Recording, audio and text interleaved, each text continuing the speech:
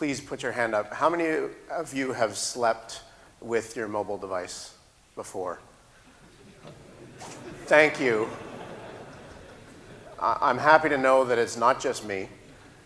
This is my BlackBerry. Do you even know what BlackBerries are over here? Yeah, is there any BlackBerries in the house? Do we have any? 3? Excellent. Work. Good on you. This was taken in 2005 this was actually my 3rd BlackBerry. This was the first one that had a colored screen. And I literally slept with it, and my friend Glenda took a photo of this so that she could post it on the internet, because that's what we do. And I used to sleep with my phone, my BlackBerry, because it was also my alarm clock, right? There's so many different things built into it. It was also my alarm clock. And I still sleep with my phone today, although I sleep with my super sleek iPhone 5 that I had already committed to buying 3 years ago before it was even really around. I was ready to buy it then. I sleep with it on my chest.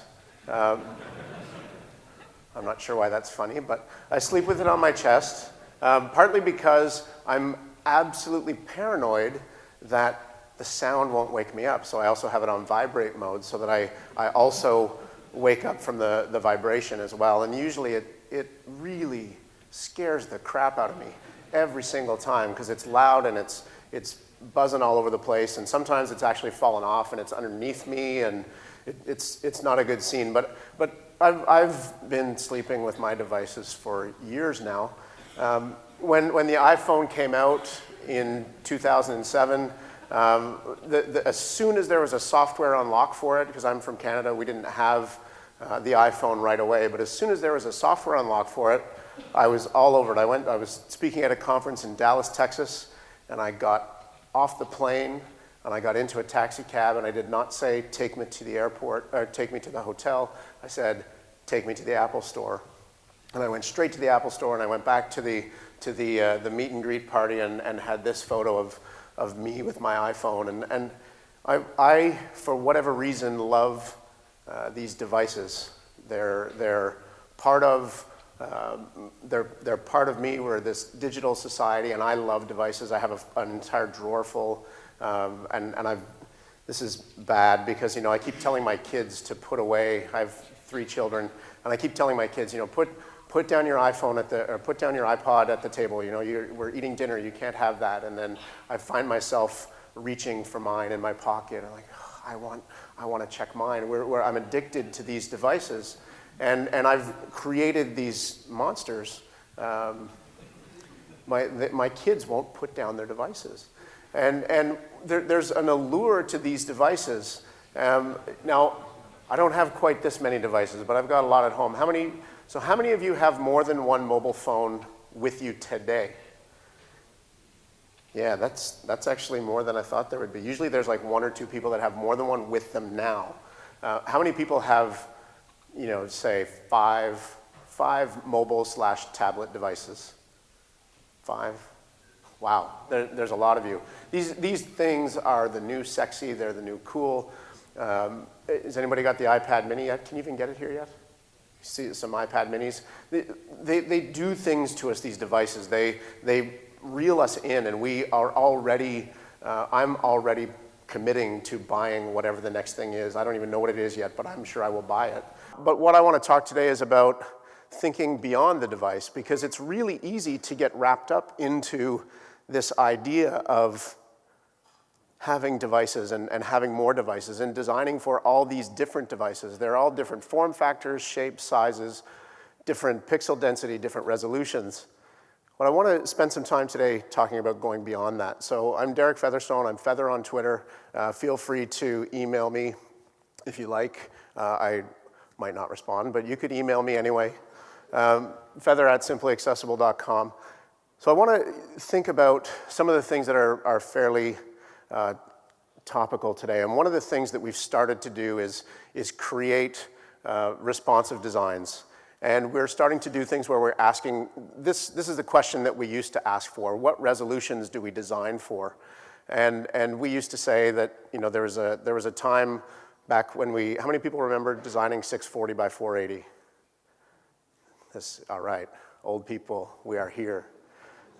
And then we moved from 640 by 480 to 800 by 600, and then 1024 by 768, and so on and so on and so on. And we have so many different resolutions that we're the only acceptable answer to this question, what resolution do we design for, is all of them, right? So now we're doing things where we're creating responsive designs, where we're making things so that they work reasonably well on the iPhone or on the iPad in either portrait or landscape mode.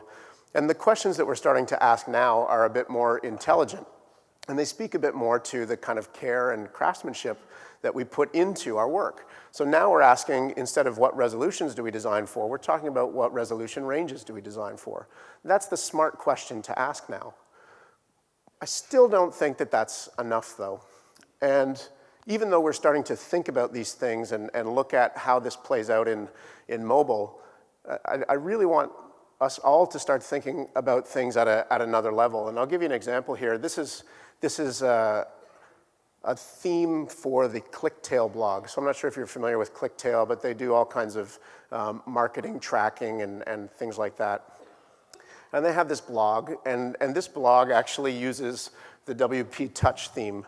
And this is the best way to guarantee that your website looks exactly like everybody else's, right? Using these themes, you've taken all the time to create these beautiful designs, and then we have this simple little solution to use this theme, and now all of a sudden your design can look just like everyone else's.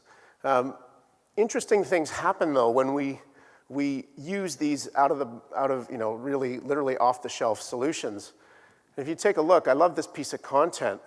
To receive all of these useful resources, simply complete the form to the right, which doesn't exist because there is no right. We've used this theme, and we've now repurposed the same content to fit in a different container, and it doesn't make sense anymore, right? The interplay between content and design is really kind of critical. When you turn the mobile theme off, it actually still doesn't kind of make sense, right? It's still to the right, but it's not actually anywhere near the right of that piece of content that is actually calling out to it, right?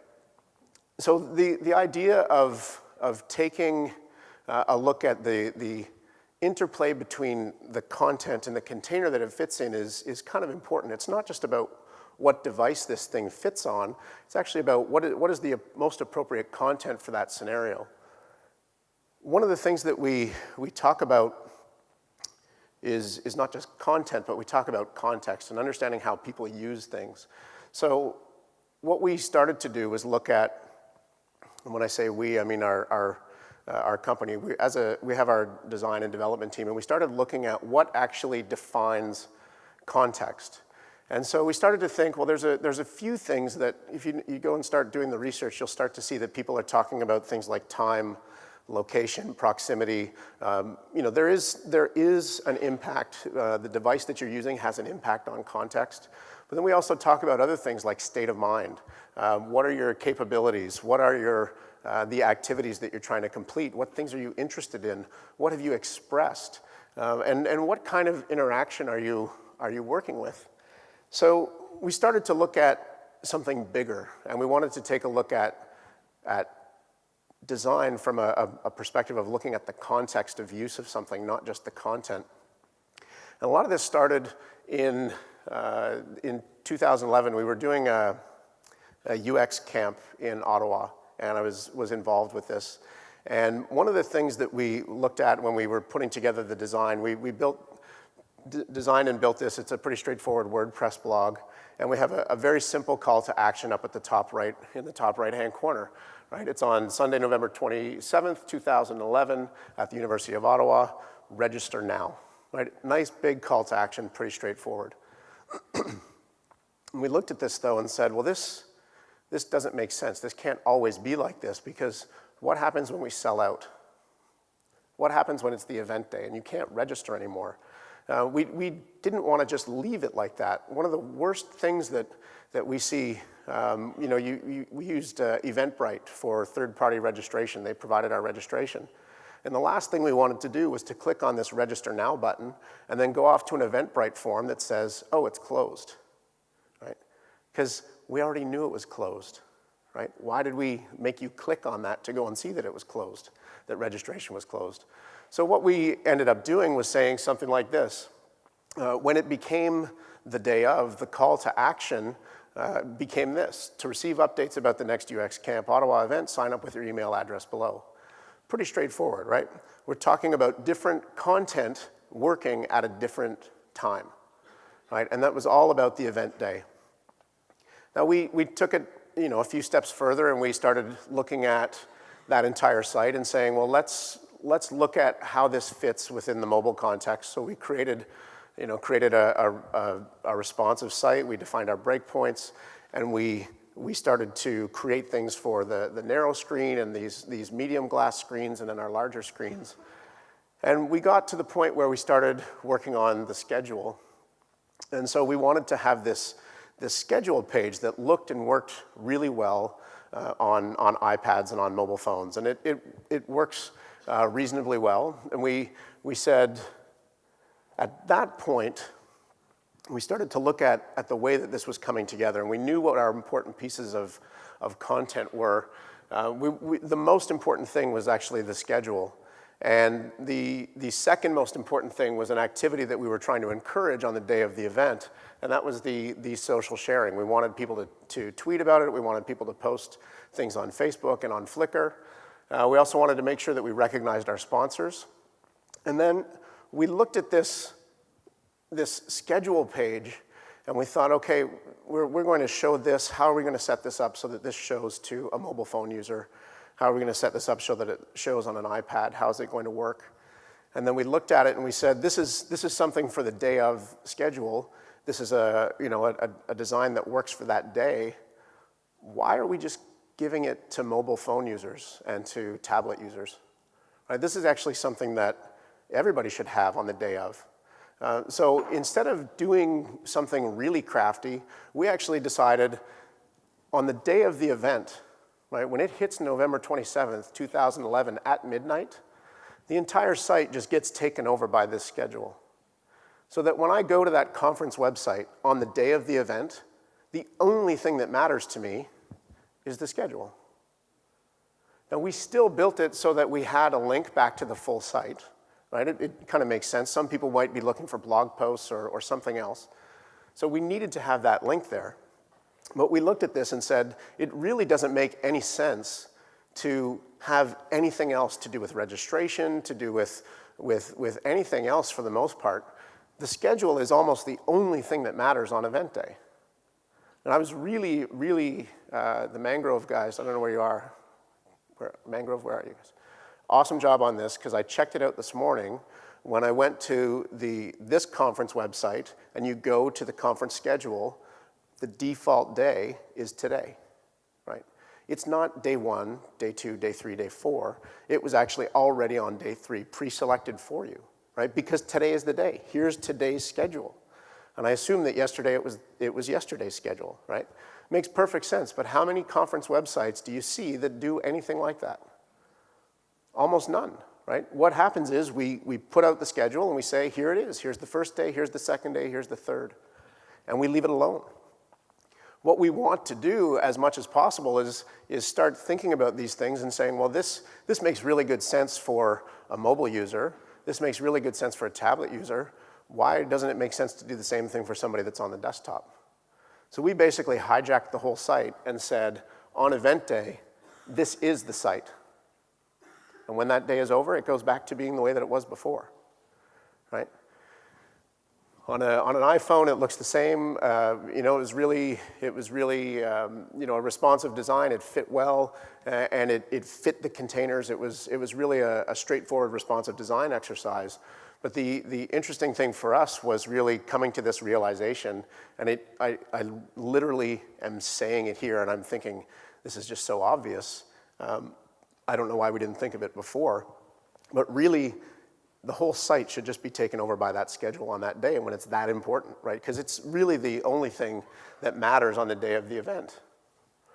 So we started to look at other things for the site as well and try to figure out what it was that was important over time. And what we came up, and I sketched this out, and it's horrible, so we created this much easier to read version. we started looking at how content changes in importance over time. So what we looked at was creating this thing that we're calling a context map, where the importance of a piece of content is on the vertical axis and time is along the horizontal axis. So you can see that the blue line, the top one on the left, is really important. That's the logistics, the venue, all the information about the venue, how to register, selling, that whole entire purpose of selling is the number one thing leading up to the event. But as we get to the event, its importance kind of drops off, and then after the event, it's not important at all. The second line, the green line, that's all the tweets, right? So we wanted people, they have sort of relatively high importance throughout. They peak at the event when everybody is socially together, and then they still are somewhat important after the fact. The next piece of content was the speaker info, important to a certain extent before this because it's part of selling, right? Who the speakers are going to be. Probably not as important. It's not that it's not important on event day, but it's certainly a little bit less important, and then maybe it increases afterwards again because people want to go and reconnect with those speakers. They want to reach out to them. How do I contact this speaker? The schedule, the lighter neon green line at the second line from the bottom on the left-hand side, schedule is not really important when we're first getting there because the schedule didn't even exist. But it gradually increases in importance, and its peak importance is on event day. Once event day is over, schedule is irrelevant, right? And then the final piece was photos. Photos leading up to the event, not important, mostly because they didn't exist. Really important during the event, and then really important afterwards because we want to showcase, say, hey, this is important content now. So we looked at this and said, this is how the content priority changes over time. How do we reflect that in the design? Right? We took over the entire site with the schedule on the day of, but how does the content priority change over time? How does that impact what the design looks like leading up to the conference and the design looks like after the conference? Right? Leading up to the conference, it's about selling tickets, about convincing people that they should go, and after the conference, it's more about the sharing side of things, right? So we sort of looked at this and thought that this type of map, this context map, was actually a useful tool to take a bit more time and a bit more care with what we're actually doing when we're creating these designs, right? It's not just let's create it once and then leave it. Let's create it once so that it's got some pseudo-intelligence built into it so that it looks one way beforehand. It meets the goals before, during, and after the conference. We looked at some other aspects to this as well. And one of the things that we did was we started to look at location. And we decided that if you came to the site and you were more than 500 meters away from the event, we actually gave you this tab with all the event details on how to get there first, right? So as of midnight, we flipped it to this model, but if you were more than 500 meters away, you need information about how to get there more than you need the schedule, right? So let's do this. So, I have problems with geolocation right now. I think it's horrible because it's ugly. And there's absolutely no way for us to say anything like, we want to use your location, and I'm suspicious every time. Are you suspicious? Like, I don't want you to know my location, I don't think. I don't know why, but I don't want you to. There's got to be a better mechanism for this. So we allowed people so that if they did say, yes, we're going to allow you to use your location, then we will show this event details by default. And then we started to combine them so that if it was before 9 o'clock, before the event started, and you were more than 500 meters away, we would give you the logistics on how to get there. But if it was around 9 o'clock or 9 o'clock and beyond, and you were within the building or within 500 meters, then we would give you the schedule tab. So we started to look at this location side of things as well. How does that impact the design? So we started to ask a whole bunch of location-related questions, right? What building is the event in? Which rooms are we in? Can I walk there? What's the nearest public transit? Which entrance should I use? Where can I park? Where am I right now on a map? Where's the train station? What hotels are nearby? Help me get there using public transit. These are all things that are important location-wise. Is the facility accessible to my wheelchair? These are all things that are important from a location perspective. Now, we started to look at this and said, so if this is where the event is, there's a relationship between the content that you need when you're close to the event and the content that you need as you're further away from the event. So what we started to look at was setting a priority of content based on your location. So if somebody allows you to geolocate and they're within the building, the most important information to them is probably what room they're in, or how do I get from this room, or where's the restrooms, or things like that. If you're within the block, maybe it's more important to have information on the walking directions, right? If you're somewhere beyond a block away or a couple of blocks away or whatever distance you decide is appropriate, then maybe we want information about parking lots and bike directions and public transit and how to get there. Which entrance should I use? What's the best place to go for parking? And then if we're farther away, maybe we're more likely to need things like airport information. So if you wanted to come to UX Camp Ottawa and you were connecting from here, we would be more likely to say, okay, well, here's how to get to Ottawa, here's the best, here's the airport information, and then here's the other information on once you arrive at the airport, how to get from the airport to the venue, things like that. We would put it in a different, potentially in a different order. Now, people have asked me about this before, and they say, well, what are you actually suggesting here? And it's not that we're saying that somebody that, if you happen to be here, you could be from Ottawa. Is anybody here from Ottawa? I didn't think so. Okay, so it's just me. All right. But somebody could be here looking at this site and they happen to be from Ottawa. The fact that they happen to be here right now doesn't mean that they automatically want airport information first, right? We are making some educated guesses about this. And we're not saying that people, I think when we first started looking at this, they were thinking that we weren't showing certain pieces of information. It's not that we weren't showing pieces of information, it was more about content priority. So if you were farther away, we would show the airport information first. We would show the car rental information first, right? If you were closer to the event, we would show the information that is about being closer to the event first, and airport information might move down lower in the page. Does that make sense? So what we started to do is look at this, that the priority of content changes with respect to location. There's actually some other things that we started to look at in terms of location as well. One of them is this. Does anybody remember Doppler? Doppler was a travel service for frequent business travelers, and you could connect with people on your different social networks, and you could see when you were going to be in the same city as your friends. And this is an interesting one. So the Kenneth Bowles talks about this. You know how we have date pickers, and in some locations the week starts on Sunday, and in other locations the week starts on Monday, right? So Monday, Tuesday, Wednesday, Thursday, Friday, Saturday, Sunday, or Sunday, Monday, Tuesday, Wednesday, Thursday, Friday, Saturday, depending on where you are. And they were apparently at Doppler getting all kinds of support requests saying, this is dumb that the week actually starts on, why do you have your date picker have the week start on Sunday instead of Monday? And so what they actually did at Doppler was they switched it. So they used geolocation so that only people in the US got Sunday first on their date picker. Everybody else got Monday first.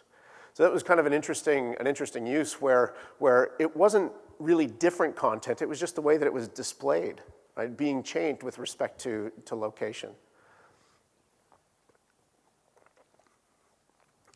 So most people know me as an accessibility person, and we do a lot of accessibility work. And one of the things that we look at is how people use assistive technology, and this is built into the Mac OS. So if you enable this, you can highlight any content on a page, and you can see this now. This is on your iPhones as well, and your other other devices. When you highlight content, you get this little speech menu. And the speech menu is pretty straightforward. You click on speech, and then you can say start speaking or stop speaking. Now, somebody that uses OS X, they have the ability to magnify the screen. They can make it bigger as a whole, and then they can use this speech functionality. So somebody that has low vision may magnify the screen and use that to orient themselves. And people have asked me this before, why would somebody that's magnifying the screen also need, if they still have vision, why would they need, essentially screen reader functionality? Why would they need this speech functionality? Part of it is that somebody that has low vision, their eyes tend to get tired much quicker. So what they might choose to do is something where they use the magnifier to find the content that they want, and then once they've found that content, then they'll highlight it and say, okay, now that I'm here, read this to me. So there's some interesting things going on here, and one of the things I want to show you is what happens with this when you use this functionality in a magnified scenario. So this is that magnified scenario. This is just a quick little movie clip. And you can see that I'm zoomed in quite far on this screen. This is probably at about 10 times magnification. And watch what happens when I try to use that speech functionality. So I triple click on the paragraph, and I then right click to bring up that context menu. And I move down to speech, and now I have to be really, really careful to move all the way across and find that start speaking button, right, or that start speaking menu item. This kind of blows my mind, and I'm not knocking Apple here. Actually, I am. But they're able to detect. They should be able to detect that we're in a magnified scenario, right? Well, if we're in a magnified scenario, why don't we do something like this? So that when we're zoomed in and we're using that built-in magnifier, why don't we just change the rendering of the menu so that it doesn't fly out to the side, it actually drops down below, right?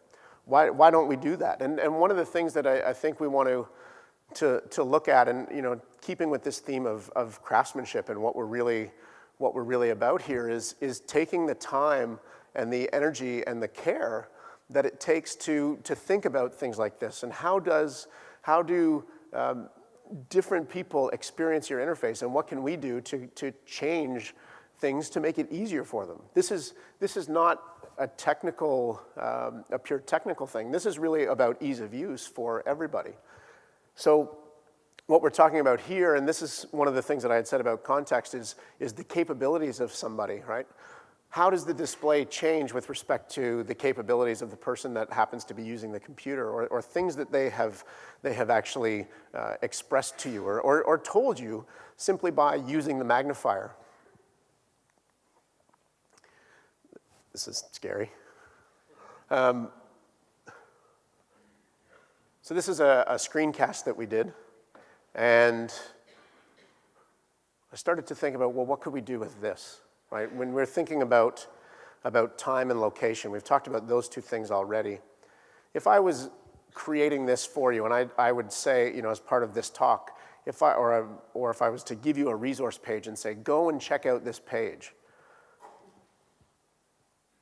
If I told you all to go and do this now, and you all had your computers with you, and they were open and the volume was on, if everybody went to this page right now and started playing, we would have a lot of noise in the room, right? So if I had something planned, like go and try this, I want you to go and see this screencast, if I know that you're all here and I'm here with you, and that the timing is such that it's right now during my presentation, or that it's even on this conference day, wouldn't it be smart of the system to automatically turn captions on and mute the volume? Right? That would make sense, right? Just by default, right? We could set this up so that in your office, right, when you're working, when you're in your office, your laptop automatically turns captions on for YouTube videos so that you don't get busted for watching YouTube videos while you should be working, right? Why don't we do things like this? We could do something like this. We just have to get smarter about what the design constraints are and what the preferences are and how that fits with what we're doing. So the idea here is that your preferences change with respect to the activity that you're taking on at any given time. Right? Does that one make sense too? I hope it does, right? We're doing things and saying, and I know that the activity is implied, but if I'm setting up an activity, something specific that I want you to do, or maybe you're doing, setting something up where you have an e-learning application where there's all kinds of tutorial content, maybe you set things up so that based on certain time of day, the captions automatically come on and the volume is muted, and then you need to override it, right? It's about a set of smarter defaults. This is another one that kind of drives me a bit crazy. So I take a lot of flights, and this is one that I see quite a bit. So we see things like this where we have a sort by price and departure time in the shortest flight, right? That's fairly typical in say, a flight search capacity. And when I sort by price, it makes sense. It makes a lot of sense that the price is right there. Price is almost always important when we're taking a flight, right? It's almost always an important consideration. Then we do something like this and we say, I want to sort by departure time. That departure time is actually buried, right? But somebody's actually said to you, they literally screamed it, departure time is important to me.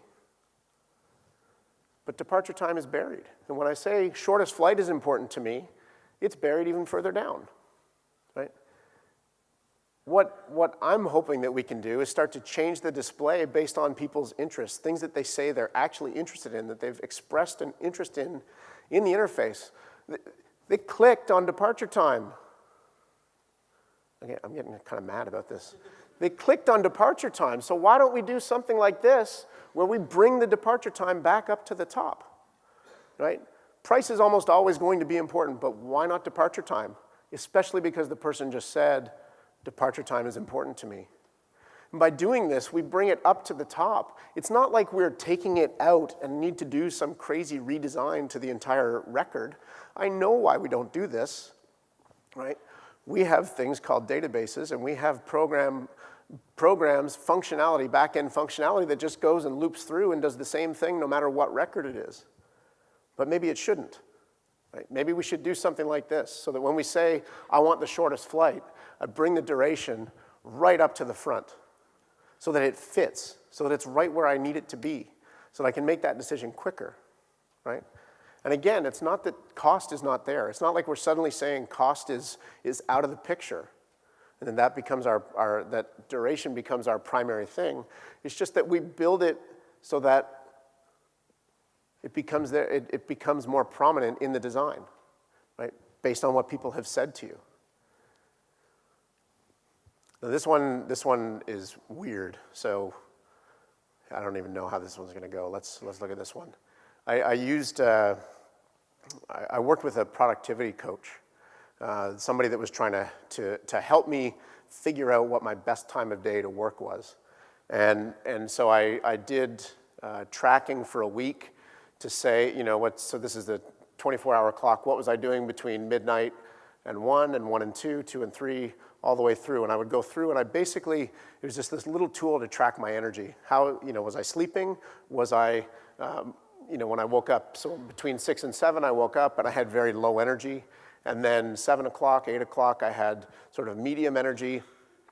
And then low again from 9 to 10. High energy from 10 to 11, 11 to 12. Medium, high, low. Sleep, I needed a nap that day. Medium, low energy. Right, so it was basically a way to track this over time. And so we did it for Tuesday, for Wednesday. Interesting patterns kind of emerge, and I see things like between 10 o'clock and 11 o'clock, I've got this high energy burst, right at the end of the morning. I've got this high energy burst. And even the next day, so Thursday, similar thing. I've got this energy burst first thing in the morning, and then I've got another one later in the day. And so the idea of working with this productivity coach was that once I saw these patterns, I could do the things that were most important to be doing at that time, right? When I'm on this high energy burst and I've got that, I should not be doing something that doesn't require a whole lot of energy, right? That's not when I should be answering my emails. That's when I should be doing other stuff that needs the energy to succeed, right? This is when I should be planning things, when I should be doing things that need me to be at my most creative. And so I started to think about this one, and this is really all about sort of a state of mind type thing, right? Now, how many of you use Gmail? A lot of people. I don't know if you know about this setting in Gmail, but you can create display density so that, excuse me, there's 3 different display densities that are available to you. There's comfortable, there's cozy, and there's compact.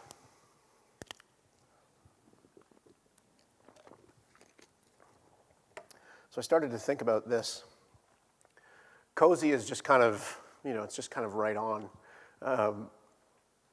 What I started to think about was, what if we set this up so that at times when I'm not supposed to be doing email, we actually make it harder to use?